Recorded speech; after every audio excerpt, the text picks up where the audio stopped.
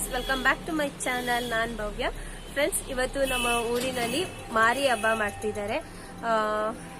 ಇದೇ first time ನಾನು ಮದುವೆ ಆದಾಗ್ಲಿಂದ ಮಾರಿ ಹಬ್ಬಕ್ಕೆ ಬಂದಿರೋದು. ಸೊ ಇಲ್ಲಿ ಯಾವ ರೀತಿ ಮಾರಿ ಹಬ್ಬ ಎಲ್ಲ ಮಾಡ್ತಾರೆ ಅಂತ ಅಂದ್ಬಿಟ್ಟು ಇವತ್ತಿನ ವ್ಲಾಗಲ್ಲಿ ನಾನು ತೋರಿಸ್ಕೊಡ್ತಾ ಇದ್ದೀನಿ. ಬೆಳಿಗ್ಗೆನೆ ಟೆಂಪಲ್ಗೆ ಹೋಗಿ ಪೂಜೆ ಎಲ್ಲ ಮಾಡಿಸ್ಕೊಂಡು ಬಂದ್ವಿ.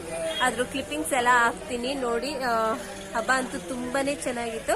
ನಾನು ಇದೇ ಫಸ್ಟ್ ಟೈಮ್ ತೊಂಬಿಟ್ಟು ಆರತಿ ಎಲ್ಲಾನು ತಗೊಂಡೋಗಿದ್ದು ದೇವ್ರಿಗೆ. ತುಂಬಾನೇ ಖುಷಿ ಆಯ್ತು. ಒಂದ್ಸಲ ನೋಡಿ, ವಿಡಿಯೋ ಸ್ಕಿಪ್ ಮಾಡದೆ ಎಂಡ್ವರೆಗೂ ನೋಡಿ, ಇಷ್ಟ ಆಗುತ್ತೆ. ಹಾಗೆ ಇದೇ ಫಸ್ಟ್ ಟೈಮ್ ನನ್ನ ಚಾನಲ್ನ ನೋಡ್ತಾ ಇದ್ರೆ ಪ್ಲೀಸ್ ನನ್ನ ಚಾನಲ್ನ ಸಬ್ಸ್ಕ್ರೈಬ್ ಮಾಡ್ಕೊಳ್ಳಿ. ಹಾಗೆ ವಿಡಿಯೋ ಇಷ್ಟ ಆದರೆ ಲೈಕ್ ಮಾಡಿ, ನಿಮ್ಮ ಫ್ರೆಂಡ್ಸ್ ಆ್ಯಂಡ್ ಫ್ಯಾಮಿಲಿ ಜೊತೆ ಶೇರ್ ಮಾಡಿ. ಓಕೆ, ಈಗ ವಿಡಿಯೋನ ಸ್ಕಿಪ್ ಮಾಡದೆ ಎಂಡ್ವರೆಗೂ ನೋಡಿ. ಓಕೆ ಫ್ರೆಂಡ್ಸ್, ಮಾರಿ ಹಬ್ಬನ ಎಲ್ಲ ಕಡೆನೂ 3 ಡೇಸಿಂದನೇ ಮಾಡ್ತಾರೆ.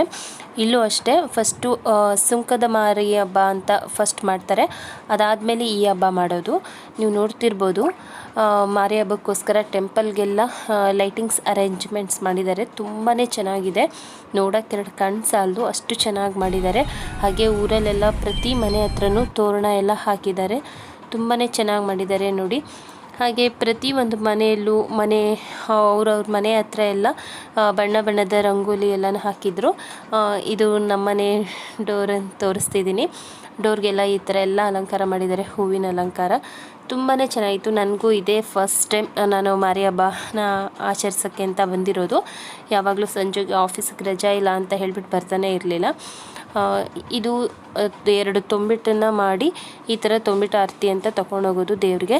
ನೀವು ನೋಡ್ತಿರ್ಬೋದು, ಇದನ್ನೇ ದೇವರು ಅಂತ ಹೇಳಿ ಪ್ರತಿಷ್ಠಾಪಿಸ್ಕೊಂಡು ದೇವ್ರ ಪೂಜೆಗೆ ಅಂತ ಹೂವು, ಹಣ್ಣು, ಕಾಯಿ, ಹಾಗೆ ಒಂದು ದೀಪ, ಎಲ್ಲನೂ ಊದ್ಗಡ್ಡಿ ಎಲ್ಲನೂ ತಗೊಂಡೋಗ್ತಾರೆ.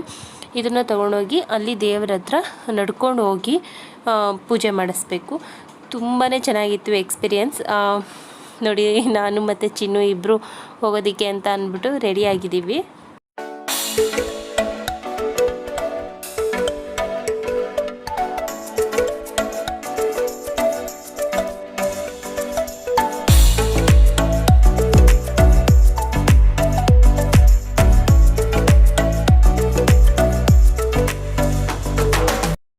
ಪೂಜೆಗೆ ಹೋಗೋಕ್ಕೆ ಅಂತ ಹೊರಗಡೆ ವೆಯ್ಟ್ ಮಾಡ್ತಾಯಿದ್ದೀನಿ. ಇನ್ನೂ ಯಾರೂ ಟೆಂಪಲ್ ಹತ್ರ ಹೋಗಿಲ್ಲ.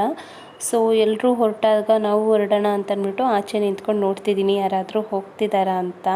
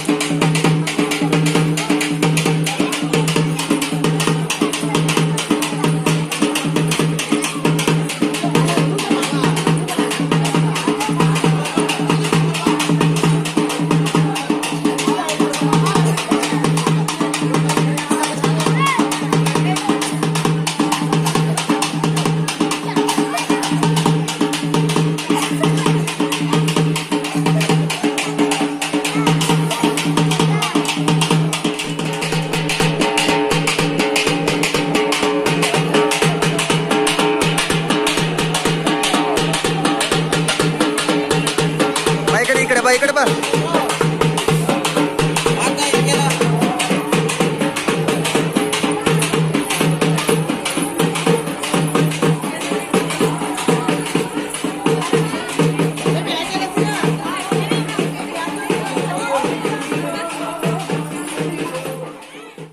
ಎಷ್ಟು ಜನ ಹೋಗ್ತಿದ್ದಾರೆ ನೋಡಿ ಫ್ರೆಂಡ್ಸ್.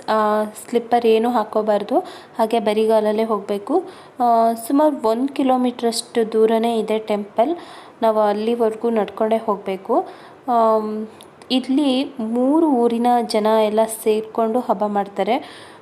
ಎಲ್ಲರೂ ಬೆಳಿಗ್ಗೆನೇ ಎದ್ದು ತೊಂಬಿಟ್ಟಿನ ಆರತಿ ಎಲ್ಲ ಮಾಡ್ಕೊಂಡು ಬರ್ತಾರೆ. ನೋಡಿ ಎಷ್ಟು ಜನ ಇದ್ದಾರೆ ಅಂತ. ಎಲ್ಲ ಲೇಡೀಸ್ ಎಲ್ಲ ಫುಲ್ಲು ಕಲರ್ ಸ್ಯಾರೀಸ್ ಎಲ್ಲ ಹಾಕ್ಕೊಂಡು ನೋಡೋದಕ್ಕೆ ನಾನು ತುಂಬಾ ಚೆನ್ನಾಗಿತ್ತು. ಎಲ್ಲರೂ ಕ್ಲೀನಾಗಿ ರೆಡಿಯಾಗಿ ತೊಂಬಿಟ್ಟಿನ ಆರತಿ ಎಲ್ಲ ತೊಗೊಂಡು ಬಂದಿದ್ದರು. ನೋಡಿ ಎಷ್ಟೊಂದು ಜನ ಬರ್ತಿದ್ದಾರೆ ಅಂತ. ಮಕ್ಕಳುಗಳೆಲ್ಲ ಅಷ್ಟೇ ತುಂಬ ಚೆನ್ನಾಗಿ ರೆಡಿಯಾಗಿ ಅಷ್ಟು ದೂರದಿಂದನೂ ನಡ್ಕೊಂಡೇ ಬಂದಿದ್ದರು.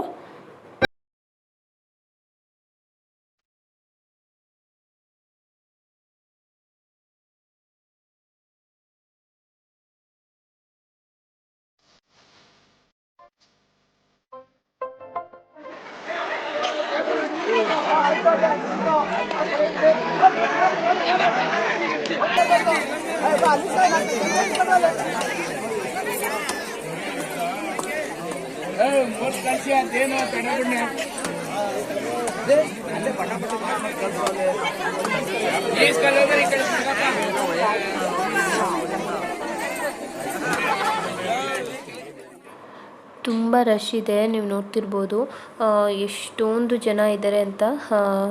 ನಾವು ಇವಾಗ ನಾನು ಮತ್ತು ನಮ್ಮ ಅತ್ತೆ ಇಬ್ಬರು ನಿಂತಿದ್ದೀವಿ ಪೂಜೆ ಮಾಡಿಸೋದಕ್ಕೆ ಅಂತ.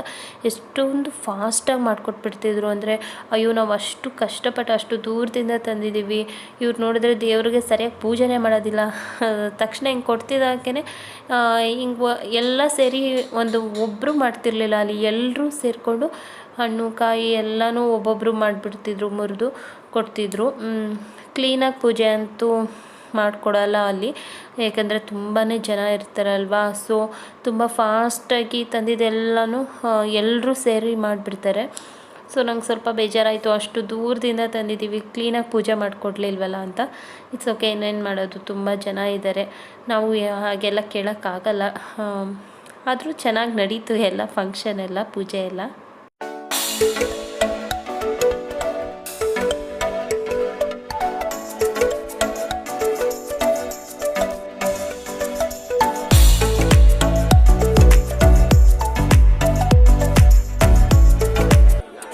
ಪೂಜೆ ಎಲ್ಲ ಮಾಡಿಸಿದಾದ್ಮೇಲೆ ನಾವು ತಂದಿದ್ದಂಥ ತೊಂಬಿಟ್ಟಿರ್ಬೋದು, ಹಣ್ಣು ಕಾಯಿ ಇದೆಲ್ಲನೂ ಸ್ವಲ್ಪ ಸ್ವಲ್ಪನ ಅರ್ಚಕ್ರದ್ದು ಒಂದು ಬುಟ್ಟಿ ಇರುತ್ತೆ, ಅದಕ್ಕೆಲ್ಲನೂ ಹಾಕಬೇಕು ಸ್ವಲ್ಪ ಸ್ವಲ್ಪ.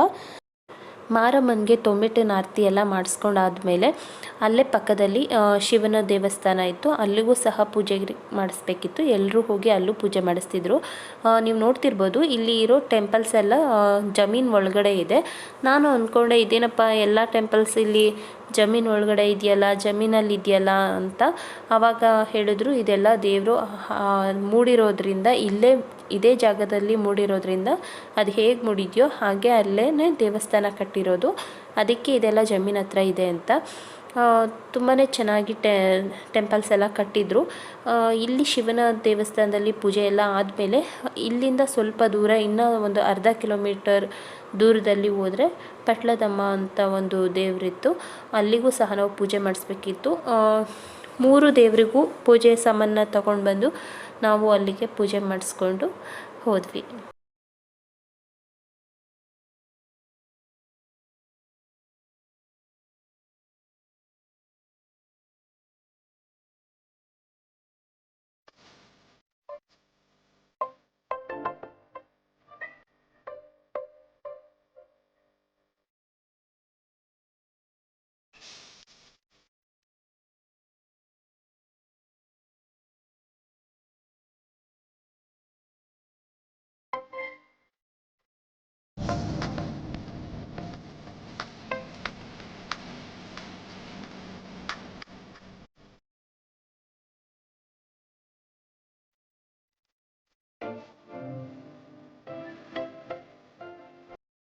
ಪೂಜೆ ಎಲ್ಲ ಮುಗಿಸ್ಕೊಂಡು ಬಂದಾದಮೇಲೆ ತಿಂಡಿ ಮಾಡಿದ್ವಿ. ತಿಂಡಿಗೆ ಇಡ್ಲಿ ಚಟ್ನಿ ಮಾಡಿದರು.